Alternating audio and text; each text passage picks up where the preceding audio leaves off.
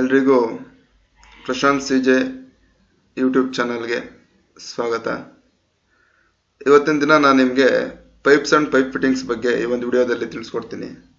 ಯಾವ ರೀತಿಯಾದಂಥ ಪೈಪ್ಸ್ ಇದ್ದಾವೆ ಅಂಡ್ ಆ ಪೈಪ್ಸನ್ನು ನಾವು ಎಲ್ಲೆಲ್ಲಿ ಯೂಸ್ ಮಾಡ್ತೀವಿ, ಆ ಪೈಪ್ಸ್ನ ಕ್ಲಾಸಿಫಿಕೇಶನ್ಸ್ ಏನು, ಪೈಪ್ ಫಿಟ್ಟಿಂಗ್ಸ್ ಯಾವ ಇದ್ದಾವೆ ಅನ್ನೋದನ್ನು ನಾವು ಇವತ್ತಿನ ದಿನ ಈ ವಿಡಿಯೋದಲ್ಲಿ ನೋಡೋಣ.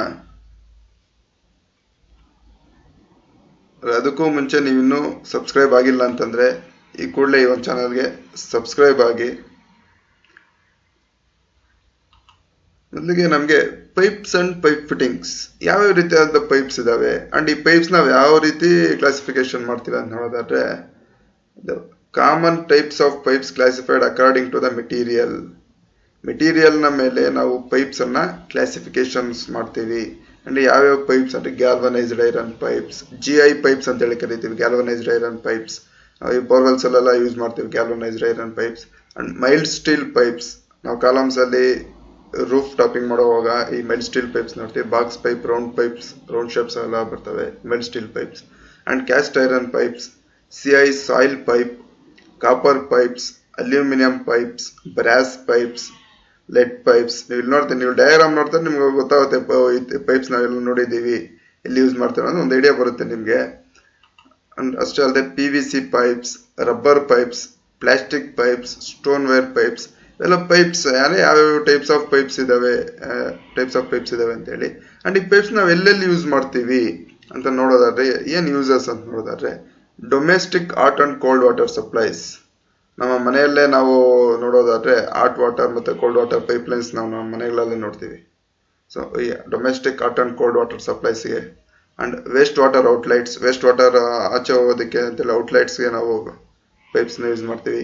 ಹೈ ಪ್ರೆಷರ್ ಸ್ಟೀಮ್ ಸಪ್ಲೈಸ್, ಈ ಇಂಡಸ್ಟ್ರಿ ಸೈಡ್ ಹೋದಾಗ ಹೈ ಪ್ರೆಷರ್ ಸ್ಟೀಮ್ಸ್ ಎಲ್ಲ ಇರುತ್ತೆ, ಅಲ್ಲಿ ಹೈ ಪ್ರೆಷರ್ ಸ್ಟೀಮ್ನ ಸಪ್ಲೈ ಮಾಡೋದಕ್ಕೆ ನಾವು ಯೂಸ್ ಮಾಡ್ತೀವಿ. And hydraulic oil supply use ಮಾಡ್ತೀವಿ. ಲ್ಯೂಬ್ರಿಕೇಟಿಂಗ್ ಆಯಿಲ್ ಸಪ್ಲೈಗೆ ಯೂಸ್ ಮಾಡ್ತೀವಿ. Special fluid and gases for industrial process, ಈ ಇಂಡಸ್ಟ್ರಿ ಸೈಡ್ ಹೋದಂಥ ಸಮಯದಲ್ಲಿ ಕೆಮಿಕಲ್ ಗ್ಯಾಸಸ್ ಎಲ್ಲ ನಾವು ಯೂಸ್ ಮಾಡ್ತೀವಿ. ಈ ಕೆಮಿಕಲ್ ಗ್ಯಾಸಸ್ನೆಲ್ಲ ಸಪ್ಲೈ ಮಾಡೋದಕ್ಕೆ ನಾವು special fluid and gas for industrial purpose ಅಲ್ಲಿ ನಾವು ಯೂಸ್ ಮಾಡ್ತೀವಿ. ಅಂಡ್ ನ್ಯೂಮ್ಯಾಟಿಕ್ ಸಿಸ್ಟಮ್ಸ್ ಅಲ್ಲಿ ಯೂಸ್ ಮಾಡ್ತೀವಿ. ರೆಫ್ರಿಜರೇಷನ್ ಸಿಸ್ಟಮ್ಸ್ ಅಲ್ಲಿ ಯೂಸ್ ಮಾಡ್ತೀವಿ. ಫ್ಯೂಯಲ್ ಆಯಿಲ್ ಸಪ್ಲೈಸ್ ಅಲ್ಲಿ ಯೂಸ್ ಮಾಡ್ತೀವಿ. ಈಗ ನಮ್ಮ ಬೈಕ್ಸ್ ಅಂತ ತಗೊಂಡಾಗಲೇ ಬೈಕಲ್ಲೇ ಫ್ಯೂಯಲ್ ಪೈಪ್ಸ್, ಲ್ಯೂಬ್ರಿಕೇಟಿಂಗ್ ಆಯಿಲ್ ಪೈಪ್ಸ್ ಅಲ್ಲಿ ಸಪ್ರೇಟ್ ಪೈಪ್ಸ್ ಇರ್ತವೆ. ಸೊ ಅವನ್ನೆಲ್ಲ ನಾವು ನೋಡ್ಬೋದು. ಅಂಡ್ ನೆಕ್ಸ್ಟ್ ಒಂದು ಸ್ಟ್ಯಾಂಡರ್ಡ್ ಪೈಪ್ ಫಿಟ್ಟಿಂಗ್. ಏನು ಈ ಸ್ಟ್ಯಾಂಡರ್ಡ್ ಪೈಪ್ ಫಿಟ್ಟಿಂಗ್ಸ್? ಏನು ಅಂದ್ರೆ, pipe fittings are those fittings that may be attached to water pipes in order to change the direction of the pipe. ಏನಕ್ಕೆ ಬೇಕು ನಮಗೆ standard pipe fitting? Pipe fittings ಏನಕ್ಕೆ ಬೇಕು ನಮಗೆ ಅಂತ ನೋಡೋದಾದ್ರೆ, ಪೈಪ್ನ ಡೈರೆಕ್ಷನ್ ಚೇಂಜ್ ಮಾಡ್ಬೋದು. ಒಂದು ಪೈಪ್ ಫಿಟ್ಟಿಂಗ್ಸ್ ನಿಂದ ನಾವು ಪೈಪ್ನ ಡೈರೆಕ್ಷನ್ ಚೇಂಜ್ ಮಾಡ್ಬೋದು. And connect a branch with a main water supply pipe. Main water supply ಒಂದು ಬ್ರಾಂಚ್ನ T ಬ್ರಾಂಚ್ ಥ್ರೂ ನಾವು ಒಂದು ಬ್ರಾಂಚ್ನ ಕ್ರಿಯೇಟ್ ಮಾಡ್ಬೋದು. And connect 2 or more pipes of different sizes of pipes ನಾವು ಕನೆಕ್ಟ್ ಮಾಡ್ಬೋದು. ಅಂಡ್ ಕ್ಲೋಸ್ ದ ಪೈಪ್ ಎಂಡ್ನ close ಮಾಡ್ಬೋದು. ಪೈಪ್ ಫಿಟ್ಟಿಂಗ್ಸ್ ಇಂದ ನಾವೇನೆಲ್ಲ ಮಾಡ್ಬೋದು ಅಂದ್ರೆ, ಪೈಪ್ ಡೈರೆಕ್ಷನ್ ನ ಚೇಂಜ್ ಮಾಡ್ಬೋದು, ಮೈನ್ ವಾಟರ್ ಸಪ್ಲೈ ಪೈಪ್ಗೆ ನಾವು ಬ್ರಾಂಚ್ ನ ಕ್ರಿಯೇಟ್ ಮಾಡ್ಬೋದು, 2 or more ಡಿಫ್ರೆಂಟ್ ಸೈಜ್ ಇರ್ತಕ್ಕಂಥ ಪೈಪ್ಸ್ ನ ನಾವು ಕನೆಕ್ಟ್ ಮಾಡ್ಬೋದು. ಅಂಡ್ ಪೈಪ್ ಎಂಡ್ ನ ನಾವು ಕ್ಲೋಸ್ ಮಾಡ್ಬೋದು. ಹಾಗಾದ್ರೆ ಯಾವ ಈ ಪೈಪ್ ಫಿಟ್ಟಿಂಗ್ಸ್ ಯಾವ್ಯಾವ ಬರ್ತವೆ? ಪೈಪ್ ಫಿಟ್ಟಿಂಗ್ಸ್ ಅಂದ್ರೆ ನೋಡ್ತಾ ಇದ್ದೀರಾ, elbows, T branch, reducing T branch, eccentric reducer, concentric reducer, caps, plug, coupling, reducer, union, pipe nipples. ಇವೆಲ್ಲ ಏನು ಪೈಪ್ ಫಿಟ್ಟಿಂಗ್ಸ್. ಇವೆಲ್ಲ ಎಲ್ಬೋ ಆಗಿರ್ಬೋದು, T branch, reducing T branch, concentric reducer, caps, plug, coupling, ಇವೆಲ್ಲ ನಿಮಗೆ pipe fittings ಇವು. So ಈ pipe fittings ಯಾವ್ಯಾವು, ನಾವು ಎಲ್ಲೆಲ್ಲಿ ಯೂಸ್ ಮಾಡ್ತೀವಿ ಅಂತ ನಾವು ನೋಡೋದಾದ್ರೆ, ಮೊದಲಿಗೆ ಎಲ್ಬೋಸ್. ನೀವು ಈ ಡಯಾಗ್ರಾಮ್ ನೋಡಿದ ತಕ್ಷಣ ಗೊತ್ತಾಗ್ಬಿಡುತ್ತೆ. ಎಲ್ಲರೂ ಕಾಮನ್ ನೋಡೇ ಇರ್ತೀರಾ, PVC ಪೈಪ್ಸ್ ಅಲ್ಲೆಲ್ಲ ಎಲ್ಬೋ ನೋಡಿರ್ತೀರಾ. ಏನು ಎಲ್ಬೋಸ್ ಅಂದ್ರೆ, elbows and bends provide deviation of 90 degree and 45 degree in pipe work system. ಈ ಎಲ್ಬೋಸ್ ಏನಿದಾವೆ 90 ಡಿಗ್ರಿ ಅಂಡ್ 45 ಡಿಗ್ರಿ ಡಿವಿಯೇಷನ್ಸ್ ಇರ್ತವೆ. ಇಲ್ಲಿ ನೋಡ್ತಾ ಇದ್ದೀರಾ 90 degree, bend is 90 degree elbow and ಇದು 45 ಡಿಗ್ರಿ ಎಲ್ಬೋ. ನೋಡ್ತಾ ಇದ್ದೀರಾ ನೀವು ಆಂಗಲ್ ನೋಡ್ತಾ ಇದ್ದೀರಿ, ಇಲ್ಲಿ 45 ಡಿಗ್ರಿ ಎಲ್ಬೋ ಇದೆ, ಇದು 45 degree elbow and this one is the 90 degree elbow. ನೋಡ್ತಾ 90 ಡಿಗ್ರಿಗೂ ಮತ್ತೆ 45 ಡಿಗ್ರಿಗೂ ಡಿಫ್ರೆನ್ಸ್ ನೋಡ್ತಾ ಇದ್ದೀರಾ ನೀವು ಇಲ್ಲಿ. ಅಂಡ್ ಲಾಂಗ್ ರೇಡಿಯಸ್ ಎಲ್ಬೋ, ಇಲ್ಲಿ ಡಯಾಗ್ರಾಮ್ ನೋಡ್ತಾ ಇದ್ದೀರಾ, ಇದು long radius elbow. Long radius elbows have a radius equal to 1.5 times the bore of the pipe. ಈ bore of the pipe ಏನಿರುತ್ತೆ ಇದರ 1.5 ಪಟ್ಟು ಇದರ ಒಂದು ರೇಡಿಯಸ್ ಇರುತ್ತೆ, ಈ ಲಾಂಗ್ ರೇಡಿಯಸ್ ಎಲ್ಬೋ. ಅಂಡ್ ಈ ಎಲ್ಬೋಸ್ ನ ನಾವೇನಕ್ಕೆ ಯೂಸ್ ಮಾಡ್ತೀವಿ? ಪೈಪ್ ಲೈನ್ ಡೈರೆಕ್ಷನ್ ಚೇಂಜ್ ಮಾಡೋದಕ್ಕೆ ನಾವು ಯೂಸ್ ಮಾಡ್ತೀವಿ. ಎಲ್ಬೋಸ್ ನ ಡೈರೆಕ್ಷನ್ ಚೇಂಜ್ ಮಾಡೋದಕ್ಕೆ ಯೂಸ್ ಮಾಡ್ತೀವಿ. And short radius elbow have a radius equal to the bore of the pipe. Is short radius elbow. Short radius elbow ನೀವು ನೋಡ್ತಾ ಇದ್ದೀರಾ. ಶಾರ್ಟ್ ರೇಡಿಯಸ್ ಎಲ್ಬೋ ಈ ಬೋರ್ಗೆ ಈಕ್ವಲ್ ಇರುತ್ತೆ. ಒಂದು ರೇಡಿಯಸ್ ಏನಿದೆ ಇದು ಪೈಪ್ ಫಿಟ್ಟಿಂಗ್ ನ ಬೋರ್ಗೆ ಈಕ್ವಲ್ ಇರುತ್ತೆ. And the 45 degree elbows hello pipe deviation of 45 degree. ಈ 45 ಡಿಗ್ರಿ ಎಲ್ಬೋಸ್ ನಾವು ಎಲ್ಲಿ ಯೂಸ್ ಮಾಡ್ತೀವಿ ಅಂದ್ರೆ ಪೈಪ್ ಡಿವಿಯೇಷನ್ 45 ಡಿಗ್ರಿ ಬೇಕಿದ್ದಾಗ ನಾವು ಒಂದು 45 ಡಿಗ್ರಿ ಎಲ್ಬೋಸ್ ನ ನಾವು ಯೂಸ್ ಮಾಡ್ತೀವಿ. ನಿಮ್ಗೆ ಇಲ್ಲಿ ಎಲ್ಬೋಸ್ ಅಂದ್ರೆ ಏನಕ್ಕೆ ನಾವು ಎಲ್ಬೋಸ್ ಯೂಸ್ ಮಾಡ್ತೀವಿ ಅಂದ್ರೆ ಪೈಪ್ ಡೈರೆಕ್ಷನ್ ನ ಚೇಂಜ್ ಮಾಡೋದಕ್ಕೆ ನಾವು ಎಲ್ಬೋಸ್ ಯೂಸ್ ಮಾಡ್ತೀವಿ. ಇದರಲ್ಲಿ ಎರಡು ತರ ಎಲ್ಬೋಸ್ ಬರ್ತವೆ. ಒಂದು 90 degree elbow and other one is the 45 degree elbow. ನೀವು 90 ಡಿಗ್ರಿ ಎಲ್ಬೋ ನೋಡ್ತಾ ಇದ್ದೀರಾ, 45 ಡಿಗ್ರಿ ಎಲ್ಬೋ ನೋಡ್ತಾ ಇದ್ದೀರಾ. And also long radius elbows and short radius elbows. Next one is the T branch. ನೋಡ್ತಾ ಇದ್ದೀರಾ ಡಯಾಗ್ರಾಮ್ ಅಲ್ಲಿ ಟಿ ಬ್ರಾಂಚ್ ನೋಡಿದ ತಕ್ಷಣ ಟಿ ಫಿಟ್ಟಿಂಗ್ ಅಂತ ಹೇಳಿ ಕರಿತೀವಿ. T branch A T-joint helps the pipeline at branch off at 90 degree. ಒಂದು main pipeline ಏನಿರುತ್ತೆ ಆ ಒಂದು ಪೈಪ್ಲೈನ್ ನ ಬ್ರಾಂಚ್ ಆಫ್ ಮಾಡೋದಕ್ಕೆ ನಾವು ಒಂದು ಟಿ ಬ್ರಾಂಚ್ ನ ಯೂಸ್ ಮಾಡ್ತೀವಿ. And the branches may be equal in diameter. ಒಂದು ಬ್ರಾಂಚಸ್ ಮೇ ಬಿ ಈಕ್ವಲ್ ಇರ್ಬೋದು, ಡಯಾಮೀಟರ್ ಅಲ್ಲಿ ಈಕ್ವಲ್ ಇರ್ಬೋದು. ಈ 3 ಬ್ರಾಂಚಸ್ ಏನ್ ಬರ್ತವೆ ಈ 3 ಬ್ರಾಂಚಸ್ ಸಹ ಈಕ್ವಲ್ ಇರ್ಬೋದು. Or there may be one reducing branch. ಒಂದು ಬ್ರಾಂಚ್ ಏನಿದೆ ಒಂದು ಬ್ರಾಂಚ್ ರೆಡ್ಯೂಸಿಂಗ್ ಸಹ ಇರಬಹುದು. ಈಕ್ವಲ್ ಬರುತ್ತೆ ಅಂಡ್ ಒಂದು ಬ್ರಾಂಚ್ ರೆಡ್ಯೂಸಿಂಗ್ ಕೂಡ ಬರುತ್ತೆ. And the dimensions of A branch are always quoted A B C. A into B into C. ಈ 3 ಬ್ರಾಂಚಸ್ ನಾವೇನ್ ಕರಿತೀವಿ ಎ ಬಿ ಸಿ ಅಂತೇಳಿ ಕರಿತೀವಿ. A B C 3 sizes same ಇರ್ಬೋದು ಅಥವಾ ಒಂದು ಬ್ರಾಂಚ್ ರೆಡ್ಯೂಸಿಂಗ್ ಸಹ ಇರಬಹುದು. ಇಲ್ಲಿ ಹೇಳ್ತೀನಿ ನೋಡಿ. Next reducing T branch. ಈ ಡಯಾಗ್ರಾಮ್ ನೋಡ್ತಾ ಇದ್ದೀರಾ, ಇಲ್ಲಿ ಮೇಲೆ ಒಂದು ಸೈಜ್ ಇದೆ ನೋಡಿ. ಈ ಸೈಜ್ ದೊಡ್ಡದಾಗಿದೆ, ಬಟ್ ಈ ಸೈಜ್ ಏನಿದೆ ರೆಡ್ಯೂಸ್ ಆಗಿದೆ, ಕಡಿಮೆ ಆಗಿದೆ. ಸೈಜ್ ರೆಡ್ಯೂಸ್ ಆಗಿದೆ. ಇದನ್ನ ನಾವು ರೆಡ್ಯೂಸಿಂಗ್ ಟಿ ಬ್ರಾಂಚ್ ಅಂತ ಹೇಳಿ ಕರಿತೀವಿ. ನಾನು ಈಗಾಗಲೇ ನಿಮ್ಗೆ ಹೇಳಿದ್ದು ಅಷ್ಟೇ. Branches may be equal in diameter or there may be one reducing branch. ಒಂದು ರೆಡ್ಯೂಸಿಂಗ್ ಬ್ರಾಂಚ್ ಸಹ ಇರಬಹುದು. Reducers are fitted where a change in pipe diameter is required. Different diameters pipe ನಮ್ಗೆ ಎಲ್ಲಿ ಬೇಕಾಗುತ್ತೆ ಎಲ್ಲಿ ರಿಕ್ವೈರ್ಡ್ ಇರುತ್ತೆ ಅಂತ ಒಂದು ಜಾಗದಲ್ಲಿ ನಾವು ಒಂದು ರೆಡ್ಯೂಸಿಂಗ್ ಟಿ ಬ್ರಾಂಚಸ್ ನ ಯೂಸ್ ಮಾಡ್ತೀವಿ. Next one is the eccentric reducer. Eccentric reducer ನೋಡ್ತಾ ಇದ್ದೀರಾ. Eccentric reducer and concentric reducer ಎರಡನ್ನು ನೋಡ್ತಾ ಇದ್ದೀವಿ. ಇಲ್ಲಿ ಡಿಫ್ರೆನ್ಸ್ ಗೊತ್ತಾಗುತ್ತೆ ನಿಮ್ಗೆ, ಡಯಾಗ್ರಾಮ್ ಅಲ್ಲೇ ಡಿಫ್ರೆನ್ಸ್ ಗೊತ್ತಾಗ್ತಾ ಇದೆ. Eccentric reducer and concentric reducer. ಈ ಇಸೆಂಟ್ರಿಕ್ ರೆಡ್ಯೂಸರ್ಸ್ ನ ನಾವು ಎಲ್ಲಿ ಯೂಸ್ ಮಾಡ್ತೀವಿ ಅಂದ್ರೆ used mainly in horizontal position.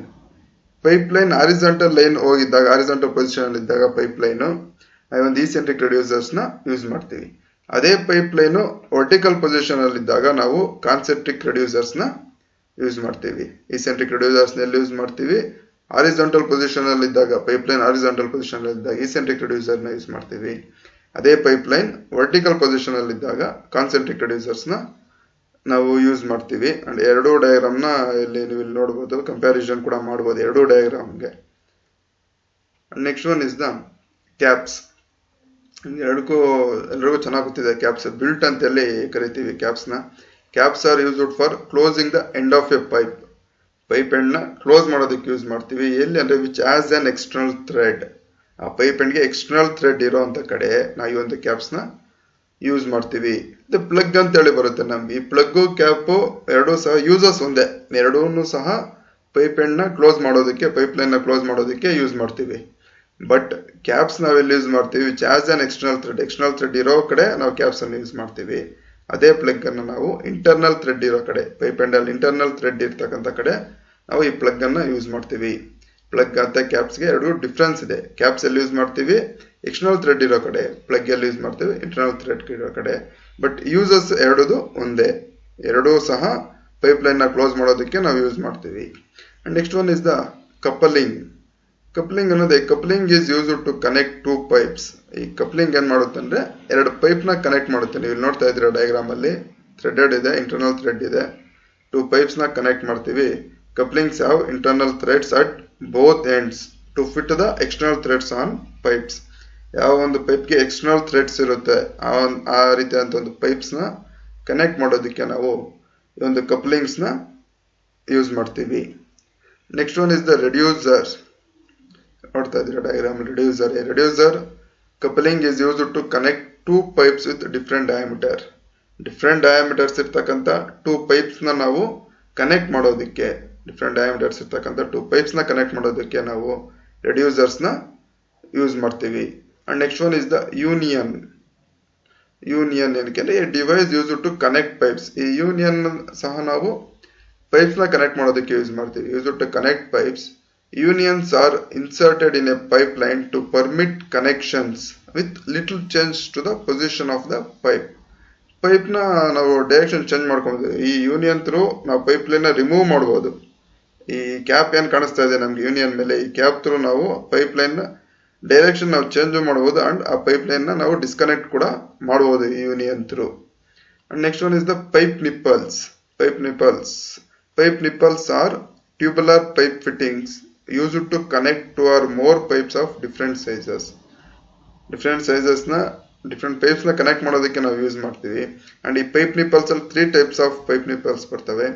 Closed nipple, short nipple and long nipple. ನೀವು ಇಲ್ಲಿ ಡಯಾಗ್ರಾಮಲ್ಲಿ ನೋಡ್ತಾ ಇದ್ದೀರಾ, ಕ್ಲೋಸ್ ನಿಪ್ಪಲ್ ಯಾವ ರೀತಿ ಇರುತ್ತೆ, ಶಾರ್ಟ್ ನಿಪ್ಪಲ್ ಯಾವ ರೀತಿ ಇರುತ್ತೆ ಅಂಡ್ ಲಾಂಗ್ ನಿಪ್ಪಲ್. ಇದು ನೋಡ್ತಾ ಇದ್ರೆ ನಿಪ್ಪಲ್ಸಲ್ಲಿ ಥ್ರೆಡೆಡ್ ಇದೆ. ಇದು ಮೂರು ಸಹ ಥ್ರೆಡೆಡ್ ಇರುತ್ತೆ. ಪೈಪ್ಸ್ನ ಕನೆಕ್ಟ್ ಮಾಡೋದಕ್ಕೆ ನಾವು ಈ ಪೈಪ್ ನಿಪ್ಪಲ್ಸ್ನ ಯೂಸ್ ಮಾಡ್ತೀವಿ. ಇವಿಷ್ಟು ನಿಮಗೆ ಪೈಪ್ ಫಿಟ್ಟಿಂಗ್ಸ್. ನೀವು ಈ ವಿಡಿಯೋದಲ್ಲಿ ಏನು ನೋಡಿದರೆ ಯಾವ ಟೈಪ್ಸ್ ಆಫ್ ಪೈಪ್ಸ್ ಇದ್ದಾವೆ ಆ್ಯಂಡ್ ಪೈಪ್ನ ಎಲ್ಲೆಲ್ಲಿ ಯೂಸ್ ಮಾಡ್ತೀವಿ, ಪೈಪ್ ಫಿಟ್ಟಿಂಗ್ಸ್ ಯಾವ್ಯಾವು, elbow, reducer, T branch, cap, nipple, union, ಇವೆಲ್ಲ ಏನಿದೆ ಪೈಪ್ ಫಿಟ್ಟಿಂಗ್ಸ್. ಇವೆಲ್ಲ ಪೈಪ್ ಡೈರೆಕ್ಷನ್ ಚೇಂಜ್ ಮಾಡೋಕ್ಕೆ ಯೂಸ್ ಮಾಡ್ತೀವಿ ಆ್ಯಂಡ್ ಪೈಪ್ ಲೈನ್ನ ಸ್ಟಾಪ್ ಮಾಡೋದಕ್ಕೆ ಯೂಸ್ ಮಾಡ್ತೀವಿ, ಪೈಪ್ ಲೈನ್ ಬ್ರಾಂಚ್ ಆಫ್ ಮಾಡೋದಕ್ಕೆ ಯೂಸ್ ಮಾಡ್ತೀವಿ. ಪೈಪ್ ಫಿಟ್ಟಿಂಗ್ಸ್ನ ಎಲ್ಲದಕ್ಕೂ ನಾವು ಈ ಒಂದು ಪೈಪ್ ಫಿಟ್ಟಿಂಗ್ಸ್ನ ಯೂಸ್ ಮಾಡ್ತೀವಿ. ನಾನು ನಿಮಗೆ ನೆಕ್ಸ್ಟ್ ವಿಡಿಯೋದಲ್ಲಿ ಪೈಪ್ ಫಿಟ್ಟಿಂಗ್ ಟೂಲ್ಸ್ ಯಾವ್ಯಾವ ಇದ್ದಾವೆ, ಯಾವ್ಯಾವ ಪೈಪ್ ಫಿಟ್ಟಿಂಗ್ ಟೂಲ್ಸ್ ಯೂಸ್ ಮಾಡ್ತೀವಿ ಅನ್ನೋದನ್ನ ನಾನು ನಿಮಗೆ ತಿಳಿಸ್ಕೊಡ್ತೀನಿ. ಆ್ಯಂಡ್ ಆ ಒಂದು ಪೈಪ್ ಫಿಟ್ಟಿಂಗ್ಸ್ ಲಿಂಕ್ಗೆ ಸಹ ಇಲ್ಲಿ ಡಿಸ್ಕ್ರಿಪ್ಷನ್ ಬಾಕ್ಸಲ್ಲಿ ಪೈಪ್ ಫಿಟ್ಟಿಂಗ್ಸ್ ಟೂಲ್ಸ್ನ ಲಿಂಕ್ ಸಹ ಇರುತ್ತೆ. ನೀವು ಅಲ್ಲೋಗಿ ಅದ್ರ ಥ್ರೂ ಅನ್ನು ನೋಡ್ಬೋದು. ಅಥವಾ ನನ್ನ ಒಂದು ಚಾನಲ್ನಲ್ಲಿ ಏನಿದೆ ವಿಡಿಯೋಸ್ನ ನೀವು ಸರ್ಚ್ ಮಾಡಿದ್ರು ಸಹ ಇಲ್ಲಿ ಪೈಪ್ ಫಿಟ್ಟಿಂಗ್ ಟೂಲ್ಸ್ ನಿಮಗೆ ಸಿಗುತ್ತೆ.